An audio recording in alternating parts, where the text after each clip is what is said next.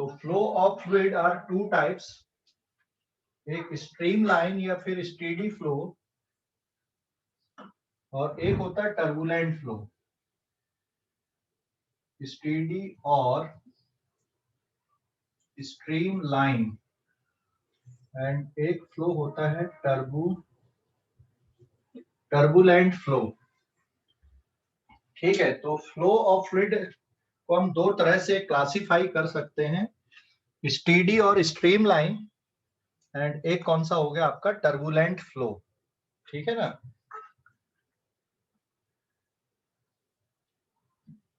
जैसे normal days में जो हवा चलती है, नॉर्मल डेज मतलब समझ गए, नॉर्मली जो हवा चलती है जिसको आप ब्रीज बोलते हो ना, ब्रीज बोलते हैं ना ब्रीज में, और ब्रीज मतलब बहुत धीरे धीरे स्मूथली। तो एक है स्ट्रीम लाइन फ्लो, तो नॉर्मल डेज में जो आपकी हवा चलती है वो स्ट्रीम लाइन होती है, और जैसे बारिश होने के पहले आंधी तूफान या फिर बादल बन के आते हैं तो उसके बाद देखो फिर जो हवा का फ्लो है वो कैसा रहता है। ठीक है, बारिश के जस्ट पहले हवा का फ्लो, आंधी तूफान वाली जो हवा होती है उसको क्या बोलते हैं हम, टर्बुलेंट फ्लो बोलते हैं। ठीक है, तो टर्बुलेंट फ्लो तो वैसे लिक्विड के लिए भी रहता है। जैसे अगर आप अभी अगर नदी के फ्लो को देखोगे, है ना, जहाँ पे डेप्थ वगैरह अच्छी खासी रहती है, वहां पे जो फ्लो होता है नदी का वो कैसा रहता है, स्ट्रीम लाइन फ्लो रहता है। लेकिन बारिश के टाइम पे जब बाढ़ आ जाती है तो उसका फ्लो देखना कैसा होता है नदी का, है ना, किस टाइप का रहता है, एग्रेसिव रहता है बहुत। And such type of flow are turbulent flow. तो टर्बुलेंट एंड स्टीडी और स्ट्रीम लाइन, वैसे नाम से ही समझ में आ रहा है, स्ट्रीम लाइन या फिर स्टीडी। टर्बुलेंट मतलब एग्रेसिव, जहां मतलब कोई पाथ कुछ भी प्रॉपरली डिसाइड नहीं है। जैसे स्टीडी फ्लो या फिर स्ट्रीम लाइन फ्लो में, जैसे ये यहाँ पर से कुछ फ्लूइड के मॉलिक्यूल अगर पास हो रहे हैं, ये वाले पाथ को ये फॉलो कर रहे हैं। ठीक है, ये बहुत सारे हमने एटम्स या मॉलिक्यूल्स लिए इसके फ्लूइड के, एंड सपोज ये इस पाथ को फॉलो कर रहे हैं, तो जितने भी मॉलिक्यूल्स हैं इस पाथ को फॉलो करने वाले वो इसी पाथ से जाएंगे, दूसरे पाथ के मॉलिक्यूल इस पे आकर नहीं मिलेंगे।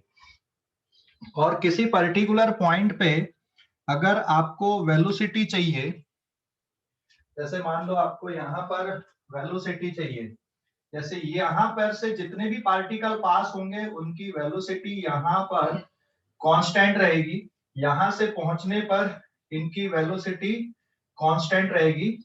मान लो यहाँ पे वेलोसिटी 4 मिलीमीटर पर सेकेंड है, और यहाँ पे मान लो वेलोसिटी 6 मिलीमीटर पर सेकेंड है। ठीक है, तो जो भी पार्टिकल इस पॉइंट से जैसे पास हो रहे हैं, तो यहाँ पे पहुंच के सभी की वेलोसिटी 6 मिलीमीटर पर सेकेंड रहेगी। यहाँ पर से जब ये पास हो रहे हैं तो यहाँ पे मान लो वेलोसिटी 4 मिलीमीटर पर सेकेंड है किसी पार्टिकल की, तो पीछे से जितने भी पार्टिकल यहाँ पे पहुंचेंगे उनकी वेलोसिटी उतनी रहेगी। तो हर पॉइंट पे इनकी जो वेलोसिटी होती है वो फिक्स रहती है ना, कांस्टेंट रहती है। मे बी अलग अलग हो सकती, बट उस पॉइंट पे वेलोसिटी कांस्टेंट होती है। ठीक है, velocity is constant at a point. तो हम इसको बोल रहे हैं यहाँ पे, this is line of flow. ये लाइन ऑफ फ्लो है, टेंजेंट ड्रॉ कर दोगे वेलोसिटी पता चल जाएगी। तो जैसे ये एक लाइन ऑफ फ्लो है, ये दूसरी लाइन ऑफ फ्लो है, ये तीसरी लाइन ऑफ फ्लो है, और इनको अगर हम मिला दें तो that is called tube of flow. इसको ट्यूब ऑफ फ्लो बोल सकते हो। तो स्ट्रीम लाइन फ्लो में या स्टेडी फ्लो में एक लाइन दूसरी लाइन को इंटरसेक्ट नहीं करती है। ठीक है, स्टेडी फ्लो या स्ट्रीम लाइन फ्लो पे एक लाइन दूसरी लाइन को इंटरसेक्ट नहीं करती है। जबकि टर्बुलेंट फ्लो में क्या होता है, कोई भी फिक्स पैटर्न नहीं है। ये इस तरह का जो फ्लो है, एक लाइन दूसरी लाइन को इंटरसेक्ट कर सकती है, यहाँ पे एक लाइन दूसरी लाइन को इंटरसेक्ट नहीं करती। So line of flow does not intersect each other. line of flow does not intersect each other, जबकि यहाँ पर जो लाइन ऑफ फ्लो है वो एक दूसरे को इंटरसेक्ट कर देती है, कोई फिक्स पैटर्न नहीं होता। तो इस टाइप का जो फ्लो होता है उसको बोलते हैं हम टर्बुलेंट फ्लो। और जो फिक्स पैटर्न है फ्लो का, एक लाइन दूसरी लाइन को इंटरसेक्ट नहीं करती है, इस तरह का जो फ्लो है उसको बोला जाता है स्ट्रीम लाइन फ्लो या फिर स्टेडी फ्लो। तो बर्नौलीज इक्वेशन अपन ने पढ़े थे या बर्नौलीज थ्योरम, उसमें हमेशा ध्यान रखना कि हमको स्ट्रीम लाइन फ्लो ही लेना है। टर्बुलेंट फ्लो में बर्नौलीज प्रिंसिपल या बर्नौलीज थ्योरम को हम अप्लाई नहीं कर सकते हैं। किसके लिए करते हैं उसको? स्ट्रीम लाइन फ्लो के लिए करते हैं। ठीक है, जैसे मान लो अपन यहाँ पे इंक इंजेक्ट करें, तो जो इंक है ना वो प्रॉपर एक लाइन पे ही फ्लो होगी, लेकिन अगर मैं यहाँ पे इंक इंजेक्ट कर दूं तो पूरी वो फैल जाएगी यहाँ पे। ठीक है ना? तो stream line flow and turbulent flow. अब इसको डिसाइड करने के लिए एक टर्म हम यूज करते हैं, that is called Reynold number. ठीक है, कि नेचर ऑफ फ्लो को बताने के लिए एक टर्म यूज किया जाता है, that is called Reynold number. Reynold number क्या है वो मैं यहाँ पे लिख रहा हूं। मान लो किसी ट्यूब से फ्लूइड फ्लो हो रहा है, जैसे मान लो ये ट्यूब है और इस ट्यूब से कोई फ्लूइड फ्लो हो रहा है। ठीक है, इसकी जो वेलोसिटी है वो v है, इसका डायमीटर d हो गया यहाँ पे, and viscosity is meter and rho is density. तो रेनॉल्ड नंबर में यहाँ पे डिफाइन कर दूं, रेनॉल्ड नंबर इसको बोलते हैं, ये नेचर ऑफ फ्लो को डिसाइड करता है। Reynold number is ratio of inertial force divided by viscous force. तो ये क्वांटिटी कैसी आ गई यहाँ पे? It is dimensionless quantity है and unitless, dimensionless and unitless quantity होती है। And Reynold number is given by rho into D into V upon meter. ठीक है, rho into D upon meter, ये factor यहाँ पे है Reynold number. What is D here? D is diameter of tube, D is diameter of tube, neta is viscosity of liquid या fluid, viscosity of fluid। ठीक है, rho is density and V is speed and D is diameter, लिख दिया अपन ने, है ना? तो ये टर्म है बेटा यहाँ पे। रेनॉल्ड नंबर को इस तरह से लिखा जाता है। रेनॉल्ड नंबर बेसिकली क्या होता है? Inertial force upon viscous force का रेशियो है, उसको सिंप्लीफाई करने पे फार्मूला रिड्यूस हो जाएगा, rho into D into V upon नीटा। हम उस पे नहीं जा रहे हैं, उसके डेरिवेशन वाली अप्रोच पे, बस इसको इतना ध्यान रखोगे। रेनॉल्ड नंबर एक unit less and dimension less physical quantity है, और रेनॉल्ड नंबर से आप नेचर ऑफ फ्लो को डिसाइड कर सकते हो। अगर स्पीडी और स्ट्रीम लाइन फ्लो में रेनॉल्ड नंबर की वैल्यू 1000 या 1000 से कम होती है, Reynold number is less than 1000, तो जो फ्लो रहेगा that is called stream line flow या फिर स्टेडी फ्लो होता है। ठीक है, एंड रेनॉल्ड नंबर की वैल्यू अगर ग्रेटर देन 2000 है, then the flow is turbulent flow. अब ये टर्बुलेंट फ्लो होता है। ठीक है, और रेनॉल्ड नंबर की वैल्यू अगर 1000 और इसके बीच में आती है तो फिर जो फ्लो होता है दैट इज क्रिटिकल फ्लो। अगर R की वैल्यू 2000 से कम है एंड 1000 से ज्यादा है, तो फिर इस टाइप का जो फ्लो होता है उसको बोला जाता है critical flow. So that is called critical flow. Critical flow मतलब इट मे बी स्ट्रीमलाइन और इट मे बी टर्बुलेंट। ठीक है, तो ध्यान रखो रे। Reynold number will decide the nature of flow, कि फ्लो कैसा है, स्ट्रीम लाइन है कि फिर टर्बुलेंट फ्लो है, ये रेनॉल्ड नंबर से पता चलता है। ठीक है सर, फॉर्मूला क्या लिखा है उसका? फार्मूला लिखा बेटा rho into D into V upon नीटा। नो सर, उसके ऊपर inertial force upon viscous force का ratio, inertial force divided by viscous force. ठीक है, inertial force upon viscous force का रेशियो होता है रेनॉल्ड नंबर। एक नंबर है, मतलब unit less and dimension less quantity है।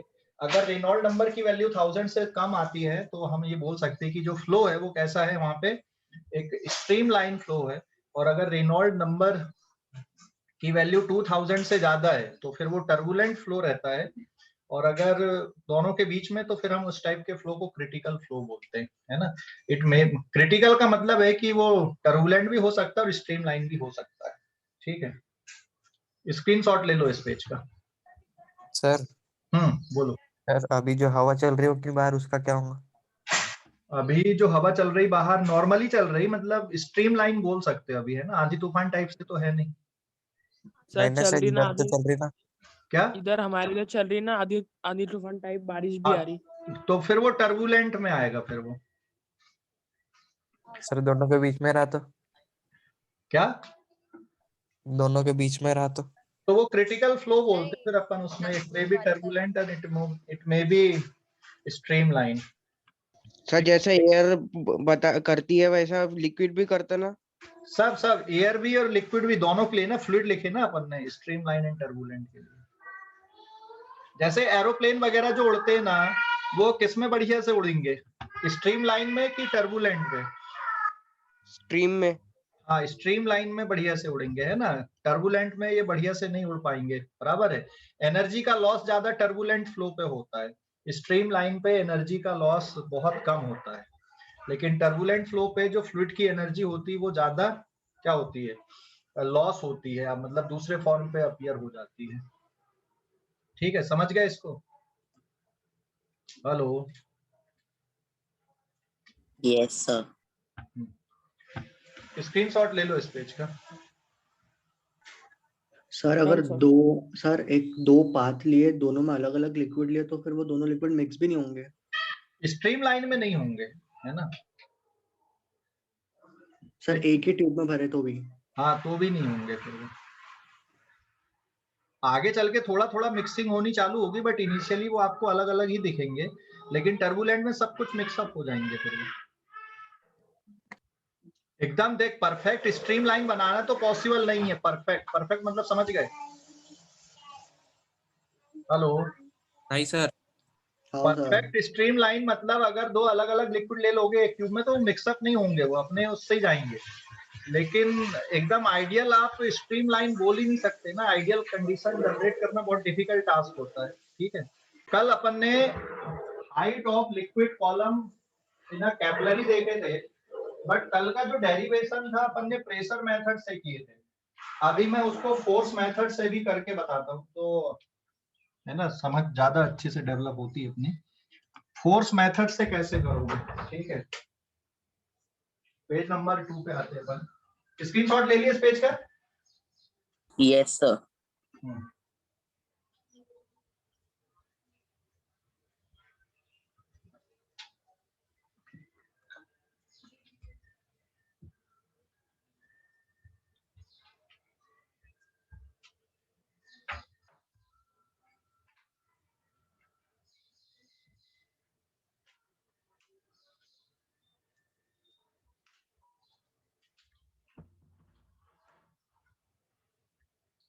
देखो पेज नंबर 2, कल हमने हाइट ऑफ लिक्विड कॉलम पढ़े थे।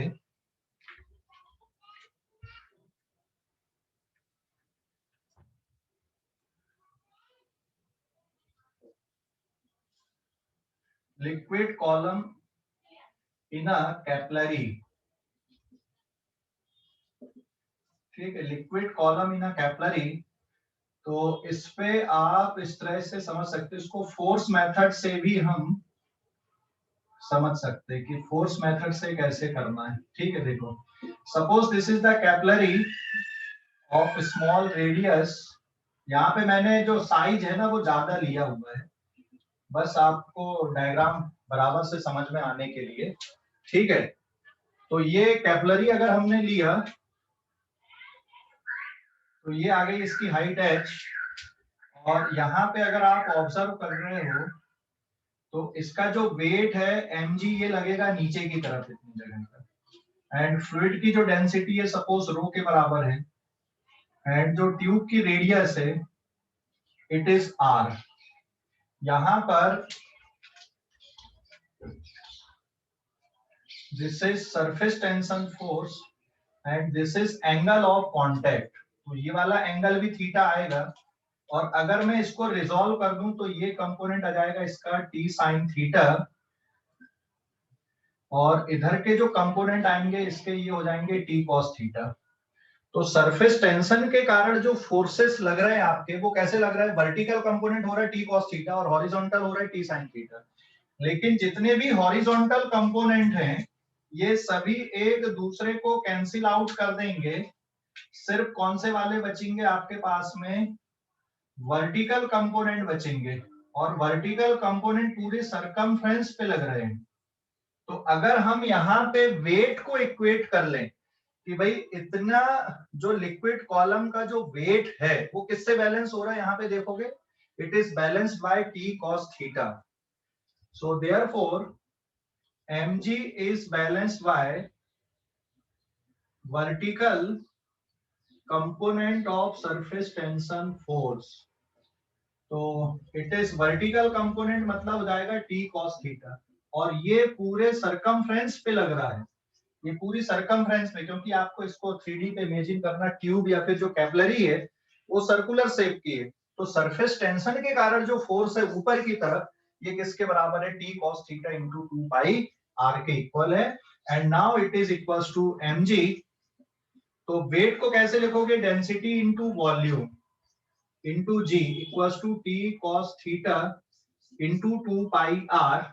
इसको और सिंप्लीफाई कर देते, डेंसिटी इंटू वॉल्यूम मतलब हो जाएगा pi are square H into जी, क्योंकि यहाँ पे आप लगभग इसको सिलेंड्रिकल कंसीडर कर ले रहे हैं। तो सिलेंडर का volume pi are square H into T cos theta into 2 pi are.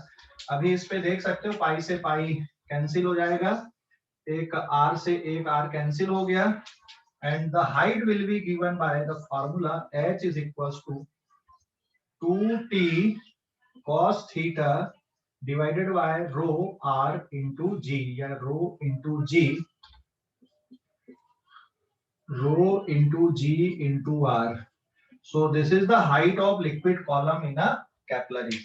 ठीक है, तो आपने इसको फोर्स मेथड से भी डिराइव कर सकते हो, और कल हमने इसका डेरिवेशन प्रेशर मेथड से देखे थे, ये फोर्स मेथड से किए हमने। ठीक है, समझ गए इसको? हेलो सर वो मेनिस्कस के कर्व्ड पार्ट में जो कुछ वॉल्यूम है उसका क्या किया अपन, उसको नेग्लेक्ट कर दिया। हाँ, अभी उसको नेग्लेक्ट कर दिए। तो जो करेक्शन आता है ना हाइट में करेक्शन, उसको थोड़ा सा और मैनेज कर देंगे, क्योंकि जो मेनिस्कस के पास में जो वॉल्यूम आ रहा है उसको अगर अपन कंसीडर करेंगे तो थोड़ा अलग से लिखना पड़ेगा, वो बता रहा हूँ मैं अभी। करेक्शन इन हाइट, हाँ, स्क्रीनशॉट लो इस पेज का। करेक्शन इन हाइट यहाँ पे, क्योंकि आपने पूरा परफेक्ट सिलेंड्रिकल ले लिया है, बट परफेक्ट सिलेंड्रिकल नहीं होता ना, मेनिस्कस बनती वहां पे ऊपर। स्क्रीनशॉट लो इस पेज का। सर मैं रीएंटर हाँ, हो जा बेटा, री एंटर। क्वेश्चन आंसर पूछ लो इस पे, कोई डाउट है तो पूछ लो। क्वेश्चन आंसर पूछ सकते हो इस पे, कोई डाउट आ रहा है तो। कोई डाउट अभी इस पे? स्क्रीनशॉट ले लो इस पेज का। तो जो करेक्शन होता है हाइट में करेक्शन, क्योंकि यहाँ पे आपने मेनिस्कस के पास का जो वेट है उसको आपने नेग्लिजिबल ले लिया है, तो मेनिस्कस के पास का वेट को भी हमको इक्वेट करना पड़ेगा, है ना। स्क्रीनशॉट लो इस पेज का। हेलो, स्क्रीनशॉट ले लो जल्दी से। ले लिए क्या? हाँ सर। देख, इसमें correction in height page number 3,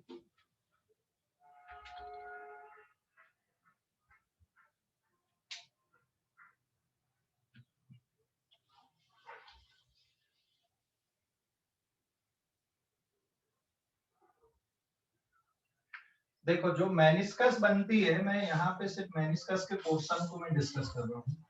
meniscus ऐसी बनती है, और आप जो हाइट का कैलकुलेशन करते हो वो कहाँ से करते हो? मेनिस्कस इस तरह से बन रही ना, और हाइट का जो कैलकुलेशन है आप लोअर मेनिस्कस से कैलकुलेट करते हो, लेकिन जब आप वेट को बैलेंस कर रहे हो तो इतनी जगह में भी तो लिक्विड दिख रहा है ना आपको, हाँ या ना? हेलो, समझ गए? ये वाली जगह पे भी तो लिक्विड है ना, तो एक्चुअल में ये mg में आपको करेक्शन करना पड़ेगा, यहाँ पे mg में, वेट में। तो correction in height will be given bye, देखो mg में सिर्फ हम इतना नहीं लिखेंगे ना, mg में हमको और ऐड करना पड़ेगा। एक तो ये वाला हो गया mg, और दूसरा यहाँ पर का जो लिक्विड है इसमें अपन ने, क्योंकि डेंसिटी इनटू वॉल्यूम वाले टर्म पे आपने क्या लिख दिया, direct pi are square H लिख दिया, बट वॉल्यूम ज्यादा है, पाई आर स्क्वायर एच से ज्यादा वॉल्यूम में है लिक्विड, तो उसको करेक्शन करना पड़ेगा। अभी यहाँ पर के पोर्शन को अगर आप देखोगे तो ये यहाँ तक भी रेडियस आर है, ये भी रेडियस आर है, मतलब ये एक सिलेंडर बन रहा है यहाँ पर, और उसमें हेमीस्फीयर को आपको हटाना है। तो जो वॉल्यूम आ रहा v dash is pi are square into R, क्योंकि ये सिलेंडर है, यहाँ तक की रेडियस भी आर के बराबर है, और उसमें हेमीस्फीयर के वॉल्यूम को सेपरेट करना है। तो 2/3 पाई आर क्यूब को अगर सेपरेट कर दोगे तो it comes out to be, यहाँ पे पाई इंटू आर क्यूब आप कॉमन ले लोगे तो 1 - 2/3, and the volume comes out to be pi are cube into 1/3। मतलब आपको ये वॉल्यूम और ऐड करना पड़ेगा। कितना वॉल्यूम ऐड करना पड़ेगा? ये यहाँ पर का जो लिक्विड है मेनिस्कस के पास वाला, तब तो आप इसको बराबर लिख पाओगे। तो कितना और ऐड करना volume? Pi are cube into 1/3 factor और ऐड करना है। तो यहाँ पर एक्चुअल में जब आप मास लिखोगे तो इधर का जो टर्म है ये तो बिल्कुल वैसा का वैसा ही रहेगा, इस साइड का term t cos theta into 2 pi r, लेकिन लेफ्ट हैंड साइड में density is fix, it is pi are square H plus ये वाला जो टर्म है यहाँ पे it is pi are cube upon 3, और फिर इसको इक्वेट करोगे। देन यहाँ पर भी देखोगे आप पाई कैंसिल हो जाएगा, और आर वाला टर्म भी कैंसिल होगा, एक आर यहाँ पे कैंसिल होके 2 आर और बचेंगे। एंड इसको मैं और सिंप्लीफाई कर दूं तो this comes out to be r into h plus r square by 3, ठीक है, and it is equals to T cos theta into 2 और divided by rho into g. तो इसको और सिंप्लीफाई कर देते अपन, आर से और डिवाइड कर दे तो h plus r by 3 is equals to 2t cos theta divided by r into rho g, and जो करेक्ट हाइट आएगी उसमें से आपको कितना सेपरेट करना पड़ेगा? 2t cos theta divided by r rho g minus r by 3। तो ये करेक्शन इन हाइट है, r/3 से और तुमको सब्ट्रैक्ट करना पड़ेगा। बट हाइट और रेडियस अगर मान लो हाइट के कंपैरिजन में बहुत छोटी है तो फिर जो फार्मूला रहेगा आपका वो कितना रहेगा? 2t cos theta upon r rho जी के बराबर बचेगा। ठीक है, समझ गए ये करेक्शन इन हाइट?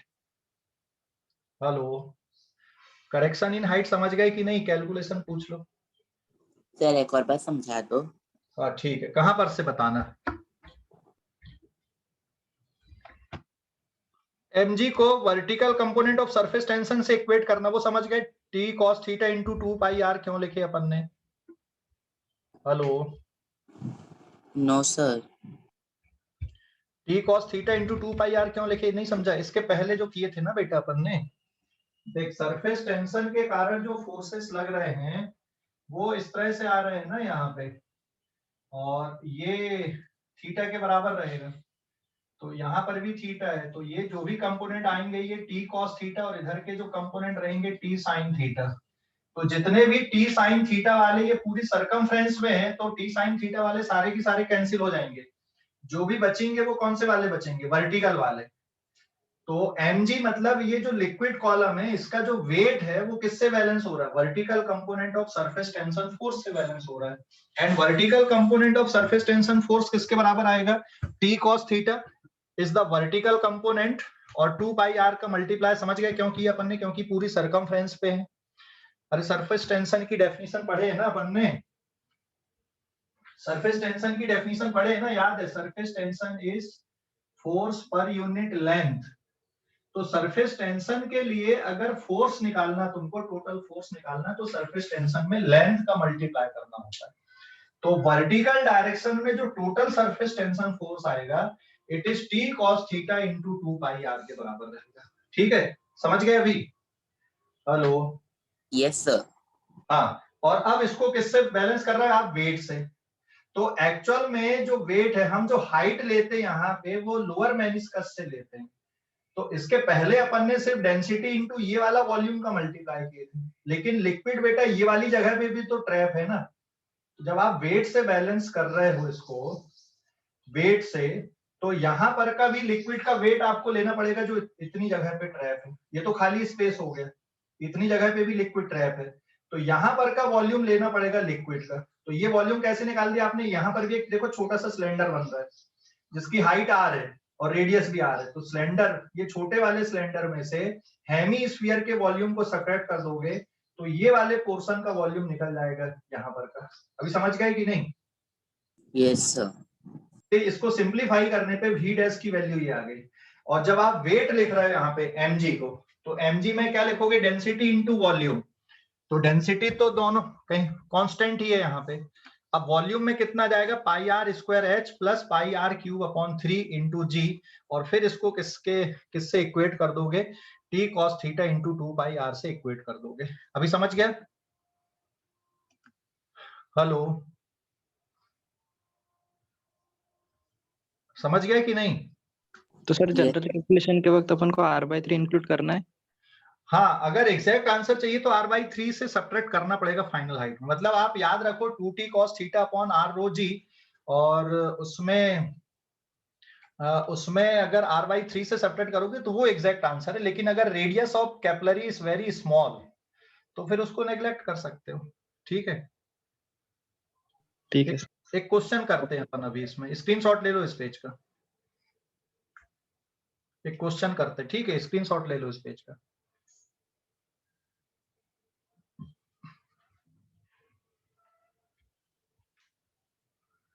स्क्रीनशॉट ले लिए क्या? स्क्रीनशॉट ले लिए?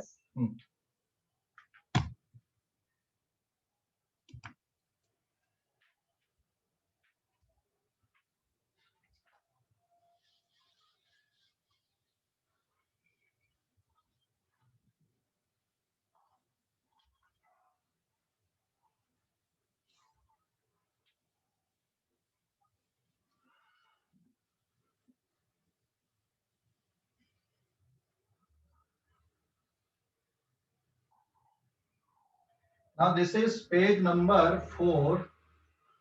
तो यहाँ पे एक्चुअल जो फार्मूला बन रहा है हमारे पास में, कैपिलरी ट्यूब में जो हाइट आती है उसके लिए एक्चुअल फार्मूला ये h is equals to 2t cos theta upon r rho into g minus r/3। And if radius is much less than height, या ये वाले फैक्टर से अगर ये बहुत छोटी तो आप इसको नेग्लेक्ट कर सकते हो। तो height can be also written as nearly 2t cos theta divided by r rho g. ये नियरली, ये एग्जैक्ट फार्मूला, ये नियरली फार्मूला, ये मतलब मोस्ट ऑफ द टाइम आप इसको यूज करते हो। अगर बोला गया है कि विद एंड करेक्शन कितना, तो फिर आप ये यूज करोगे। जैसे मान लो क्वेश्चन मैंने ले लिया यहाँ पे, surface tension is 3 into 10 to the power minus 2 Newton per meter and radius of capillary is suppose 2 millimeter. ठीक है, and density of liquid is 10 to the power 3 kg per meter cube and G की value आप ले सकते हो यहाँ पे 10 metre पर second square and angle of contact is nearly zero. It is for clean glass and pure water के लिए, clean glass and pure water के लिए जो एंगल ऑफ कांटेक्ट होता है वो नियरली जीरो होता है. ठीक है, नियरली जीरो. तो आप अगर इसको सिंप्लीफाई करोगे तो ये देखो कितना आता है. हाइट का जो फार्मूला है, height will be given bye h is equals to 2 surface tension 3 into 10 to the power minus 2 Newton पर मीटर एंड cos 0 की वैल्यू कितनी हो गई 1 हो गई. इसके बाद में r 2 मिलीमीटर मतलब 10 to the power minus 3 into density 10 to the power plus 3. जी की वैल्यू आप कितना ले लोगे 10 ले लोगे. तो ये देख सकते हो यहाँ पे ये वाला फैक्टर आपका कट गया, एक 2 से एक 2 और चला गया और cos 0 की वैल्यू आ गई 1. So this is 3 into 10 to the power minus 3 metre में इसका आंसर आएगा. और अगर सेंटीमीटर में करते हो इसको तो सेंटीमीटर में अगर कन्वर्जन लेते हो तो ये 100 का मल्टीप्लाई कर दोगे इट इज 0.3 सेंटीमीटर. ठीक है, और विथ करेक्टेड हाइट अगर ले रहे हो h dash so it is h minus r by 3 आपको करना पड़ेगा. इस पे और सब्ट्रैक्ट करना पड़ेगा ना, ये वैल्यू h की है तो हाइट है 0.3 centimetre minus radius is 2 millimetre. तो 2 मिलीमीटर मतलब 0.2 divided by 3 it is 0.3 centimetre minus 0.067 centimetre. तो समथिंग ये कितना आंसर आएगा, यहाँ पे 3, यहाँ पे 9 में से ये गया इतना और 0.233 सेंटीमीटर ये है. तो विथ करेक्शन के साथ में आ रहा 0.233 सेंटीमीटर एंड विदाउट करेक्शन कितना आ रहा 0.3 सेंटीमीटर. समझ गए अभी? हेलो, अरे समझ गए कि नहीं? हेलो, तो विदाउट करेक्शन आ रहा 0.3 एंड विथ करेक्शन में कितना आ रहा 0.233 सेंटीमीटर. बराबर है. तो ये फर्क है, मतलब ये एग्जैक्ट आंसर हो गया 0.233 सेंटीमीटर और ये आंसर 0.3 सेंटीमीटर में आपने हाइट का जो करेक्शन है, जो वेट का करेक्शन ले रहे थे उसको अपन ने नहीं लिखा यहाँ पे. ठीक है, तो बहुत ज्यादा फर्क नहीं है, लेकिन अगर क्वेश्चन में मेंशन है कि विथ हाइट करेक्शन अगर चाहिए तो फिर आपको एग्जैक्टली यही वाला चाहिए. ठीक है, समझ गए? हेलो, अरे समझ गए कि नहीं? तो रेडियस जितनी छोटी होगी, यहाँ पर रेडियस जितनी छोटी होगी ये जो हाइट में करेक्शन है वो उतना नेग्लिजिबल होता जाएगा, है ना. कैपिलरी ट्यूब की रेडियस जितनी छोटी होगी हाइट में करेक्शन उतना कम आता जाएगा. समझ गए इसको? कोई डाउट अभी? स्क्रीनशॉट ले लो इस पेज का, स्क्रीनशॉट ले लो. ले लिए क्या? Hello, Yes, sir. हाँ बोलो, कुछ बोल रहा है क्या कोई?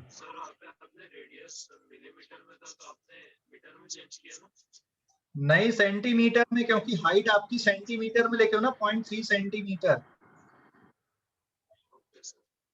इसलिए सेंटीमीटर में ही कन्वर्ट कर दी. मीटर में रहता तो फिर तो 0.003 तब भी आंसर यही रहता. मतलब यहाँ पे एक और जीरो मीटर से सेंटीमीटर में किए हैं तो सेंटीमीटर में ज्यादा कन्वीनियंट दिख रहा है. मीटर में लिख रहे हो तो आंसर और थोड़ा अजीब दिखेगा. 0.003 सेंटीमीटर मतलब डेसिमल के पहले और दो जीरो, बाद में और 2 जीरो लगा के लिखना पड़ेगा.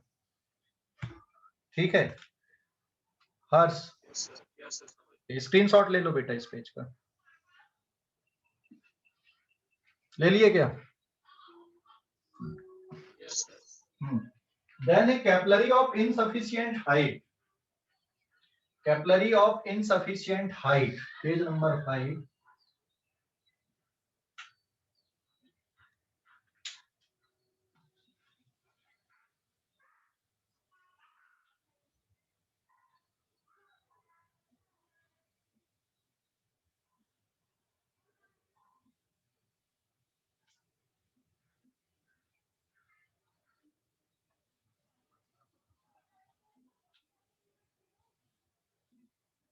अगर मान लो मर्क्यूरी लेते हो तो मर्क्यूरी की सरफेस टेंशन याद है कितनी है किसी को? Surface tension of mercury, 1 minute.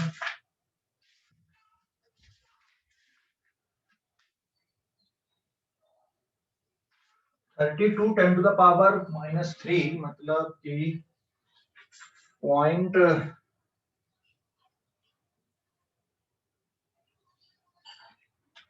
जैसे मान लो मैंने क्वेश्चन लिया यहाँ पे मर्क्यूरी लिया, मर्क्यूरी की डेंसिटी है 13.6 × 10⁻³ kg/m³ एंड इसकी जो surface tension it is 32 × 10⁻³ N/m।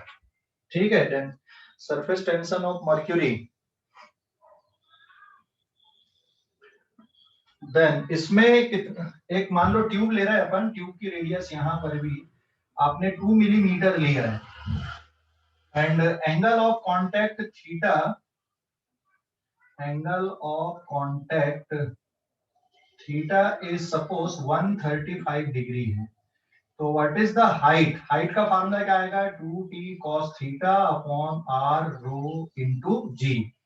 तो यहाँ पे 2 × 32 × 10⁻³ N/m और cos 135 कितना होता बता सकते हो क्या? रेडियस इज 2 मिलीमीटर, 2 × 10⁻³ × 13.6 10⁻³ इंटू जी की वैल्यू 10 ले लेना, तो ये टर्म हो गया कैंसिल आउट यहाँ पे एंड 2 से ये 2 फैक्टर भी कैंसिल हो गया। It is now 32 10⁻⁻4 upon 13.6 and cos 135 होता बेटा -1। तो यहाँ पे जो हाइट आएगी h will B negative of, अब इसको डिवाइड कर दोगे, ये मीटर में है अभी और सेंटीमीटर में कन्वर्ट करोगे तो -2 और बचेगा। It is 32 10⁻⁻2 upon 13.6 centimetre. ठीक है, तो ये माइनस साइन क्या शो कर रहा है यहाँ पे? अगर मर्क्यूरी ले रहे हो तो फिर जो हाइट है उस पर क्या इफेक्ट आ रहा है? अगर मर्क्यूरी लेते हो तो क्या होगा? यहाँ पे हाइट माइनस में आ रही है, इसका मतलब समझ गए क्या है? हाइट माइनस में, इसका मतलब समझ गए? जैसे यहाँ पे मान लो आपने मर्क्यूरी भर दिया है और ये कैपिलरी आपने लिया, रेडियस इज 2 मिलीमीटर, तो इसमें जो लिक्विड कॉलम है मर्क्यूरी का ये नीचे तक आएगा, ऐसा कुछ शेप बनेगा एंड यहां से जो हाइट आ रही है ये नीचे आ रही है, मतलब डिप्रेस हो रहा है। ये नेगेटिव साइन यहाँ पे शो कर रहा है। समझ गए कि नहीं? हेलो, समझ गए? अरे समझ गए कि नहीं? ये सर cos 135 की डिग्री 1 नहीं है फर्क कितना होता है? सर -1/√2। तो -1/√2 रख देते हैं, बट आएगा आंसर माइनस में ना है। मैं सॉरी, मेरे दिमाग में 10 135 चल रहा था। It is -1/√2। फाइन, ठीक है।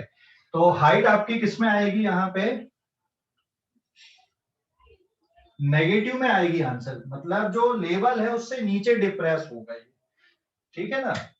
तो एंगल ऑफ कांटेक्ट से पता चलेगा कि भाई लिक्विड कॉलम उसमें राइज करेगा कि फॉल होगा। तो ये कैलकुलेशन यहाँ पे इतना आएगा। समझ गए कैलकुलेशन? हेलो, कैलकुलेशन समझ गए? Yes, sir. हाँ, स्क्रीनशॉट ले लो अभी इस पेज का। एंगल ऑफ कांटेक्ट डिपेंड करता है pair of liquid and solid पे, ध्यान रखना। हाँ, एंगल ऑफ कांटेक्ट, ये समझ गए? अभी अगर मान लो कैपिलरी अपन इनसफिशिएंट हाइट की ले ले, angle of contact is positive. ये समझ गए कि नहीं? हेलो, ये समझ गए?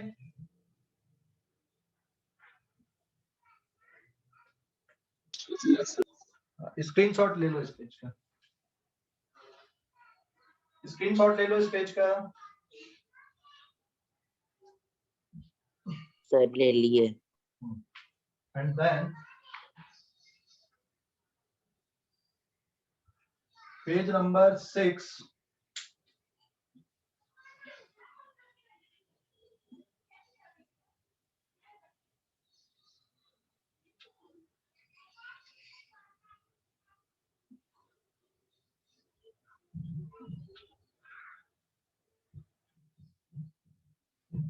देखो पेज नंबर 6, यहाँ पे आप अब नोट पे ध्यान देना। Height of liquid column will be 2t cos theta upon r into rho into G है, और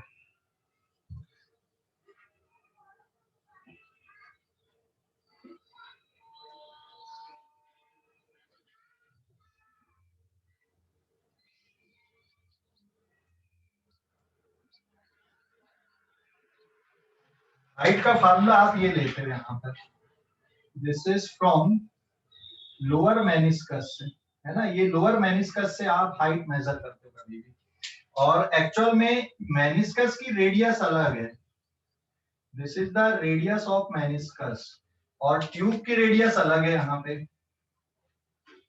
ट्यूब की रेडियस ये है, एंड एंगल ऑफ कांटेक्ट अगर देखोगे तो this is the angle of contact, है ना, और कैपिटल आर और स्मॉल आर के बीच में क्या रिलेशनशिप होती है, कल अपन ने डिराइव किया था कि cos theta is equals to small r upon capital R, so this formula is again 2t upon capital R into rho g actually, और फिर आपको क्योंकि कैपिलरी की रेडियस से आपको लिखना होता है इसलिए आप ये लिखते हो, so small r is the radius of capillary tube and capital R is radius of meniscus, so small r is here radius of tube and capital R is radius of meniscus, radius of meniscus here, ठीक है। अब इसमें ध्यान देना, note अपन ने लिखा है कि अगर मान लो मैं यहाँ पे इसको एक लिफ्ट के अंदर अगर हम इसको कैपिलरी को रख रहे हैं, ठीक है, और ये जो लिफ्ट है ये अगर ऊपर या नीचे जाती है, मान लो ऊपर की तरफ एसिलरेट हो रही है lift, this is a lift, और ये लिफ्ट अगर ऊपर की तरफ एसिलरेट हो रही है तो हाइट के फार्मूले में क्या चेंज आएगा, h will be 2t cos theta divided by r into rho into यहाँ पे क्या लिखोगे g प्लस a लिखोगे, समझ गए, इफेक्टिव ग्रेविटी लिखना पड़ेगा, क्योंकि अगर लिफ्ट ऊपर की तरफ एसिलरेट होगी तो इफेक्टिव ग्रेविटी किसके बराबर लिख देते हैं अपन, g प्लस a, और नीचे की तरफ अगर आएगी तो फिर क्या लिखते हैं अपन, वहां पे g माइनस a लिखते हैं, तो अगर लिफ्ट नीचे की तरफ आएगी तो g minus a, and in case of free falling lift अगर लिफ्ट ऊपर की तरफ एसिलरेट हो रही है, नीचे की तरफ अगर एसिलरेट होती लिफ्ट तो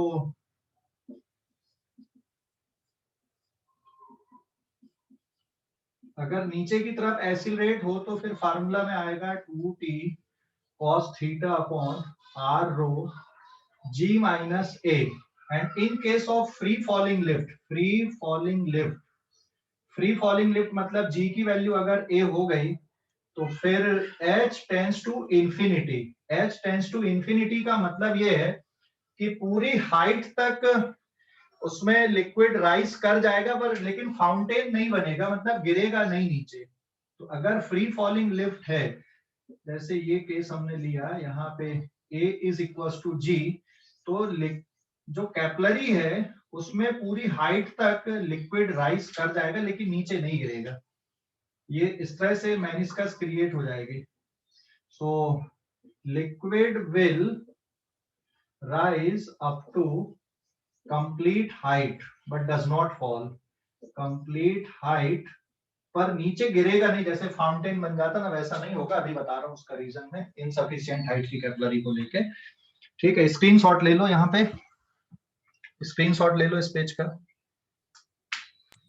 सर ये आप नहीं समझा सर, ये 2t upon capital R rho जी कैसे हुआ? अरे वो मेन डेरिवेशन से आया था, कल की क्लास में किए थे, मेन डेरिवेशन में 2t upon capital R into rho G था, प्रेशर वाली मेथड से जब कैलकुलेशन किए थे, याद है, कल की क्लास में बिल्कुल एंड पे, और फिर रिलेशनशिप निकाले थे अपन ने स्मॉल r मतलब ट्यूब की रेडियस में और मेनिस्कस की रेडियस में, तो cos theta is equals to small r upon capital R। Hello, किसने पूछा था ये? Okay sir. ये कल के डेरिवेशन में था बेटा, एक्चुअल में 2T अपॉन R रो जी है प्रेशर वाले मेथड से करने पे। ठीक है, स्क्रीनशॉट ले लो जल्दी से, ले लिए? ये समझ गए? ये समझ गए? इधर पे लिखा मैंने लिफ्ट में, लिफ्ट के लिए जो लिखा हूं हाइट, हेलो, लिफ्ट के लिए जो हाइट लिखा हूं समझ गए कि नहीं?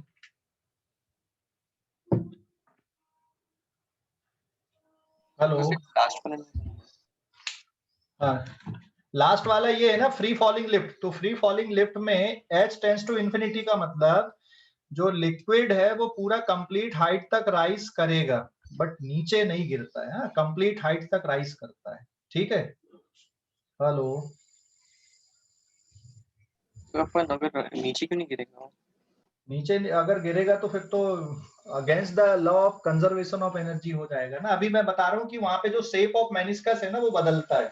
इनसफिशिएंट हाइट की अगर कैपिलरी ले लेते हैं तो shape of meniscus will be change.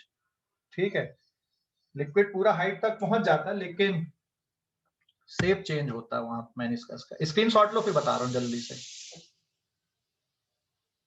Hello, ले लिया स्क्रीनशॉट, ले लिया? हेलो, स्क्रीनशॉट ले लिया क्या? Yes sir.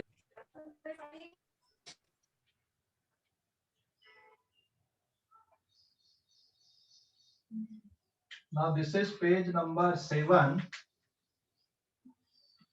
Tube of insufficient height.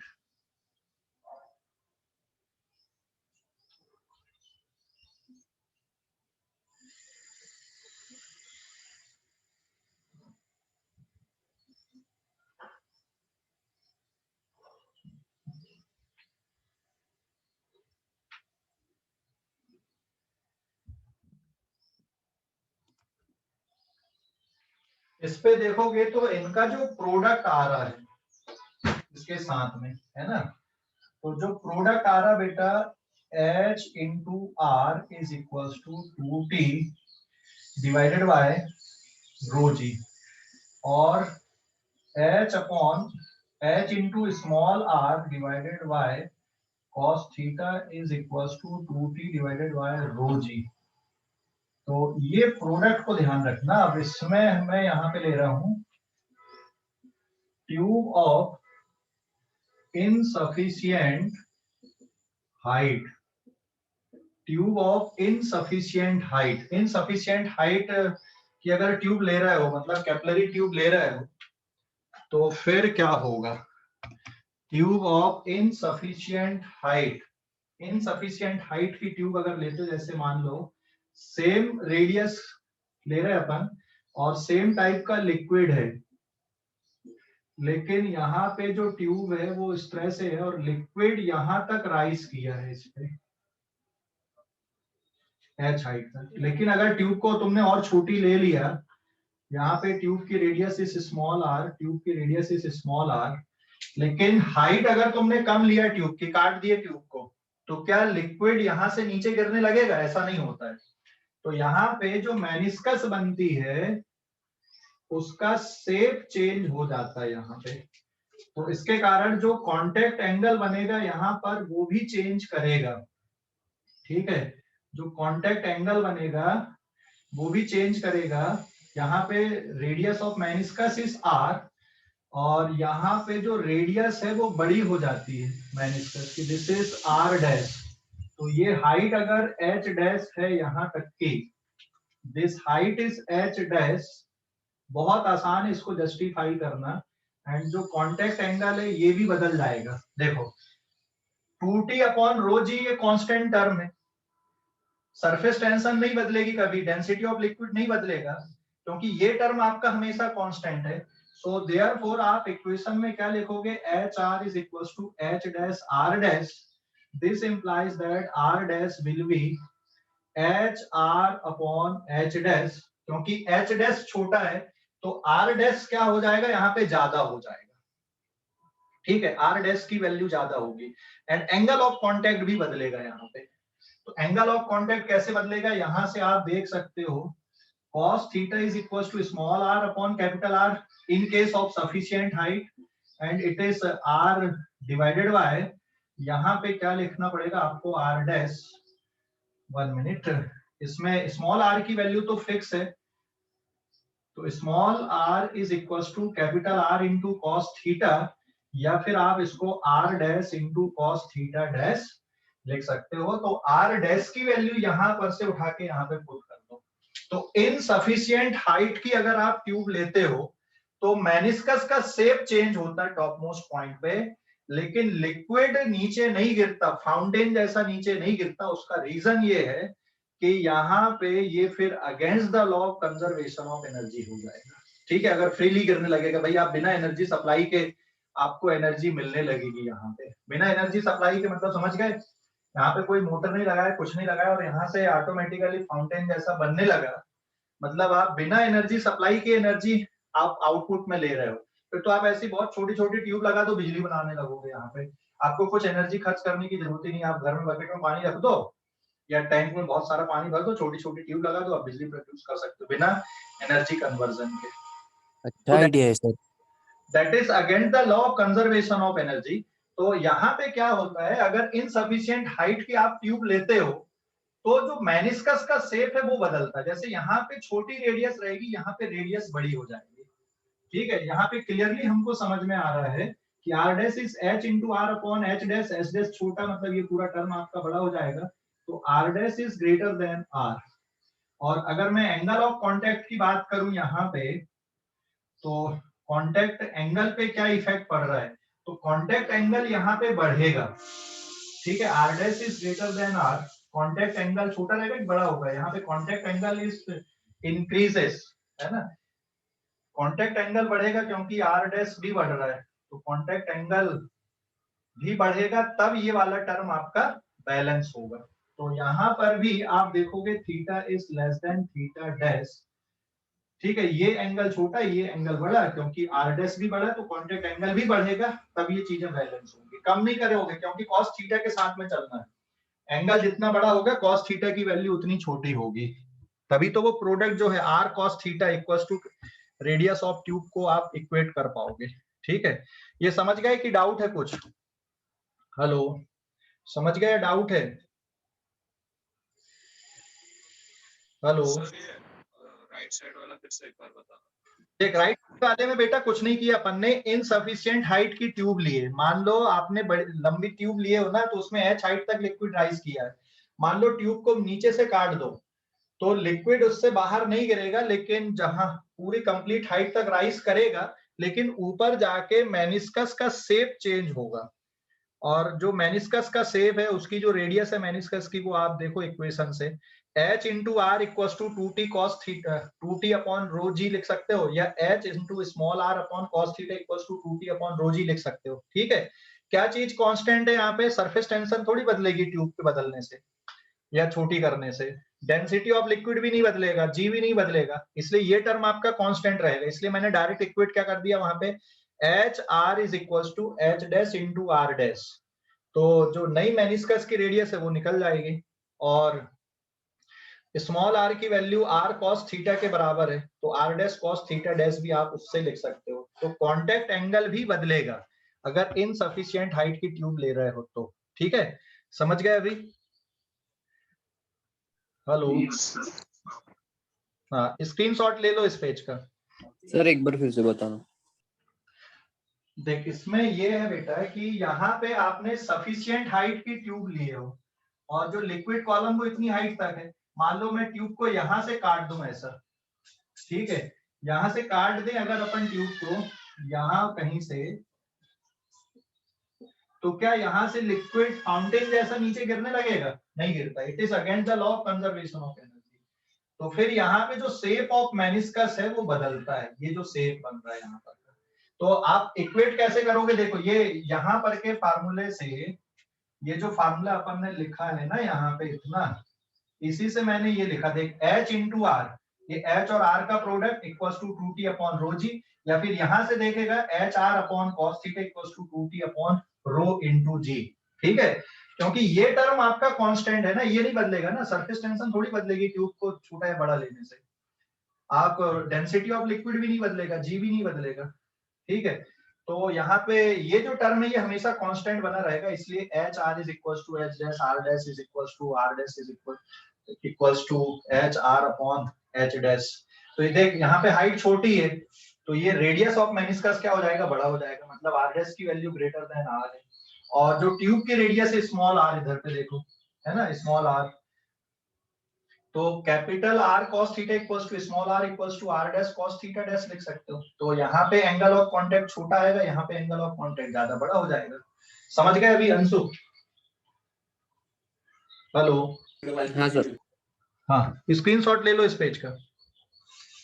तो अगर इनसफिशिएंट हाइट की ट्यूब है तो लिक्विड उसमें कंप्लीट हाइट तक बढ़ेगा, लेकिन नीचे नहीं गिरेगा। बढ़ने के बाद में क्या होगा, वहां पे मेनिस्कस का शेप चेंज होता है। ठीक है, shape of meniscus will change. Clear हो गया? हेलो? अरे समझ गए कि नहीं? हाँ सर। हाँ, स्क्रीनशॉट ले लो इस पेज का, स्क्रीनशॉट ले लो। ले लिए?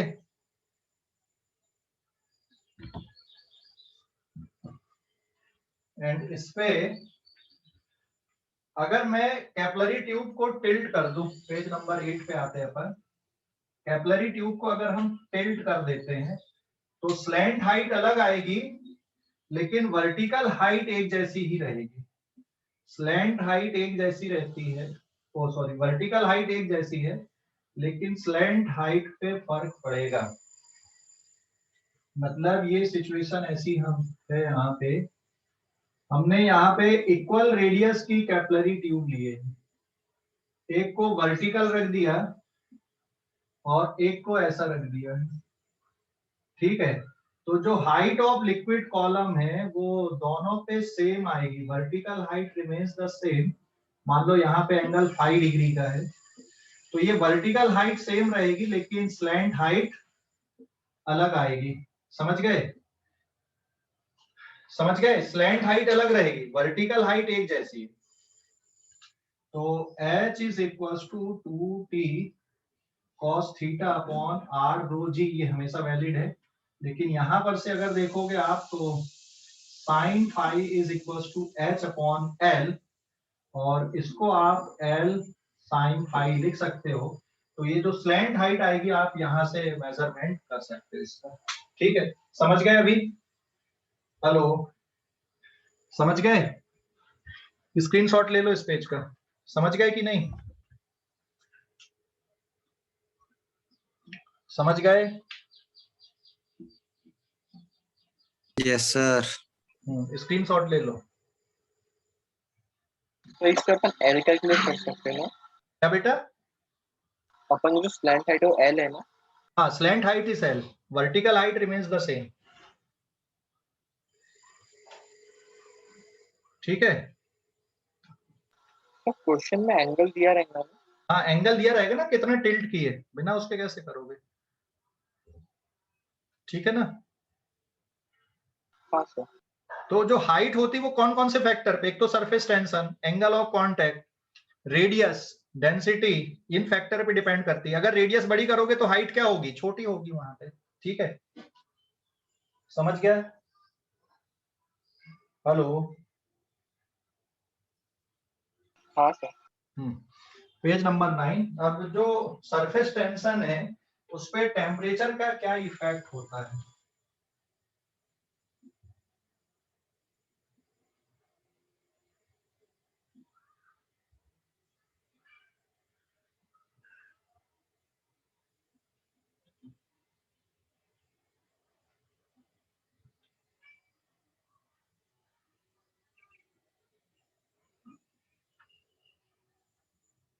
Now this is page number 9. देखो पेज नंबर 9 में सरफेस टेंशन, अगर मान लो टेम्परेचर बढ़ाते हो तो सरफेस टेंशन क्या होती है, डिक्रीज होती है। ठीक है, ध्यान रखना। टेम्परेचर बढ़ाने से surface tension will be decrease and जो फार्मूला लिखते हैं surface tension is T not into 1 minus alpha delta T। What is alpha? Alpha is some constant है यहाँ पे सरफेस टेंशन के लिए। T not is surface tension at T not degree Celsius. T का मतलब हो गया surface tension at T degree Celsius and delta T मतलब T minus T not degree Celsius. ये फार्मूला रहेगा सरफेस टेंशन के कैलकुलेशन के लिए कि टेम्परेचर के साथ में सरफेस टेंशन कैसे वेरी करती है। ठीक है, एंड एक टेम्परेचर ऐसा भी आता है जब surface tension becomes zero, the temperature at which surface tension becomes zero is called critical temperature. उसको क्रिटिकल टेम्परेचर बोलते हैं। जैसे at boiling point of liquid surface tension becomes zero, क्योंकि जब लिक्विड बॉइल होने लगता है ना तो सरफेस टेंशन ब्रेक हो जाती है और मॉलिक्यूल निकल के बाहर जाने लगते हैं लिक्विड के, तो बॉइलिंग पॉइंट पे सरफेस टेंशन बिकम्स जीरो। ठीक है, दूसरा इम्प्योरिटी का जो इफेक्ट होता है, इफेक्ट ऑफ इम्प्योरिटी, तो इम्प्योरिटी दो टाइप की है, एक है सॉल्युबल और एक होती है इनसॉल्युबल। तो सॉल्युबल इम्प्योरिटी से सरफेस टेंशन बढ़ती है और इनसॉल्युबल इम्प्योरिटी से सरफेस टेंशन डिक्रीज होती है। ध्यान रखना, सॉल्युबल इम्प्योरिटी से सरफेस टेंशन बढ़ती है, इनसॉल्युबल इम्प्योरिटी से सरफेस टेंशन डिक्रीज होती है। तो अगर मान लो हम वाटर में सोप या फिर डिटर्जेंट डाल देते हैं, सोप या फिर डिटर्जेंट, तो भी सरफेस टेंशन क्या होती है, surface tension of water will be decreases. ठीक है, तो पानी में अगर आप साबुन घोल दो या फिर डिटर्जेंट डाल दो या फिर शैम्पू डाल दो, ठीक है, तो उससे उसकी सरफेस टेंशन क्या होती है, डिक्रीज होती है। ध्यान रखना। तो ये जो वॉशिंग वगैरह होता है ना, पानी जैसे भाई कपड़े धुलने के लिए अपन डिटर्जेंट का यूज क्यों करते हैं, तो एक्चुअल में दो एक्शन होती है डिटर्जेंट की, एक तो सरफेस टेंशन डिक्रीज करता है और दूसरा एक्शन ये है कि उसके जो मॉलिक्यूल्स होते हैं जो सोडियम वगैरह के, वो डस्ट पार्टिकल से चिपकते हैं और उनको खींच के बाहर ले आते हैं। तो ये कुछ एक्शंस होती हैं सरफेस टेंशन की। इंडस्ट्री में बहुत कुछ यूज है, अभी हमारी डे टू डे लाइफ में हमको उतना नहीं आता, लेकिन इंडस्ट्रियल यूजेस इनके बहुत कुछ होते सरफेस टेंशन के, है ना, खासकर जो क्लीनिंग वगैरह या जो क्लीनिंग मटेरियल बनाते हैं उनके लिए। ये समझ गए? हेलो, अरे समझ गए कि नहीं ये? Hello, yes sir. स्क्रीनशॉट ले लो जल्दी से। अच्छा ये बताओ, अभी जैसे मान लो पानी में अगर आप नमक घोल रहे हो तो उसकी सरफेस टेंशन बढ़ेगी कि कम होगी? पानी में अगर नमक घोल रहे हो तो सरफेस टेंशन बढ़ेगी या कम होगी? बढ़ेगी सर। हाँ, और पानी में अगर मान लो तुम डिटर्जेंट डाल रहे हो तो उससे तो लिखा ही हुआ है कम होगी। हाँ, सॉल्युबल इम्प्योरिटी से बढ़ेगी और इनसॉल्युबल इम्प्योरिटी से कम होती है। ठीक है, मतलब सर शुगर डाले तो भी कम ही होंगे ना, वो ज्यादा ही होंगे ना? हाँ ज्यादा होगी, शुगर डालोगे तो घुल जाता है ना वो, तो सरफेस टेंशन बढ़ेगी ना। ठीक है, समझ गए अभी? Yes sir. सो हाँ बोलो बेटा। सब डिटर्जेंट तो सोल्यूबल होता है ना वाटर में? हाँ, लेकिन उसकी एक्शन थोड़ी अलग होती ना, एकदम परफेक्टली डिसॉल्व हो जाता है क्या? नहीं, परफेक्ट नहीं होता है। इसीलिए तो परफेक्ट कहाँ डिसॉल्व होता है? परफेक्टली डिसॉल्व का मतलब आपको पता भी नहीं चले कि उसमें कुछ डाला है। मान लो आपने एक गिलास पानी है बिल्कुल प्योर वाला, उसमें शक्कर डाल दो, किसी को दिखाओ मत और घोल के ले जाओगे, पहचान पाएगा कोई क्या? No sir. समझ गए अभी? सर हाँ, पीने के बाद पता चलेगा हाँ कि इसमें शक्कर डली कि नहीं, बस ही बाहर से देखने पे थोड़ी पता चलेगा। ठीक है सर पता चल जाता है। अरे वो देख, ये एक जनरल ट्रेंड बोल रहा हूं मैं, ऐसा एकदम ऐसा नहीं कि हार्ड एंड फास्ट बिल्कुल की बिल्कुल, कुछ एक्सेप्शन भी मिल सकती है यहाँ पे। ये एक जनरल ट्रेंड है कि सॉल्युबल इम्प्योरिटी से सरफेस टेंशन इंक्रीज होती है, जनरल ट्रेंड है ये। जैसे केमिस्ट्री में जो पढ़े हो ना, तो एक्चुअल में यहाँ पे तुम मॉलिकुलर लेवल पे जा रहे हो, मतलब केमिस्ट्री की बात करने लगे जाके धीरे धीरे, तो वहां पे तो एक्सेप्शन आ ही जाती है। समझ गया? हेलो? Yes sir. हाँ, तो हम केमिस्ट्री पे ज्यादा नहीं पढ़ रहे हैं, हम जनरली फिजिक्स की बात कर रहे हैं यहाँ पे। और जो फार्मूला सरफेस टेंशन का टेम्परेचर के साथ में, टेम्परेचर बढ़ाने से सरफेस टेंशन डिक्रीज होती है। अच्छा ये बताओ, जो गर्म सूप होता है और ठंडा सूप, कौन ज्यादा टेस्टी लगता है? गरम मतलब, क्या गरम पता सर, मतलब कभी बिल्कुल, सूप पिए नहीं। कभी सूप पिया नहीं। ठीक है, गरम चाय और ठंडी चाय, कौन सी चाय अच्छी टेस्टी लगती? ठंडी। मिल्क वाली, दोनों ही मिल्क वाली, एक ठंडी कर ले और एक गरम वाली, कौन सी ज्यादा टेस्टी? गरम गरम। क्यों लगती, बता सकता रीजन? गरम चाय का सरफेस टेंशन कम होता है, ठंडी चाय का ज्यादा होता है। ठीक है, तो जब अपन पीते हैं ना, तो हमारे जीभ में देखना छोटे छोटे पोर्स होते हैं कि नहीं होते? Yes sir. Test yes sir. Bud, जिनको टेस्ट बड्स बोलते हैं, तो हमारे हर एक टेस्ट बड में अगर मटेरियल जाएगा, लिक्विड जाएगा, तो वो ज्यादा टेस्टी लगेगा। कम टेस्ट बड तक पहुंचेगा तो कम टेस्टी लगेगा। सीधा सा फंडा इसका, समझ गए? सर ज्यादा गरम पियो तो जीभ जल जाती है ना। अरे मैं ज्यादा गर्म की बात नहीं कर रहा हूँ भाई, जीभ जलाने की बात नहीं कर रहा हूँ, मैं टेस्ट की बात कर रहा हूँ। मतलब जिसको आप वार्म टी बोलोगे ना, वार्म मतलब थोड़ी सी ज्यादा गर्म रखो तो सरफेस टेंशन उससे कम होती, इसलिए उसका टेस्ट बढ़ता है। ठीक है? हेलो? बट ये भी नहीं है, क्योंकि कुछ मटेरियल का टेस्ट गर्म में अलग होता है, ठंडे पे अलग होता है, दैट इज डिफरेंट थिंग, है ना। यहाँ पे हम उसके मटेरियल को बदलने की बात नहीं कर रहे हैं। ठीक है? सर। हाँ, ओके, तो आज के लिए इतना ही, बाकी अब अगली क्लास में करेंगे। अगली क्लास में नया टॉपिक चालू करेंगे अपन, थर्मल एक्सपेंशन, रीड करना। ठीक है?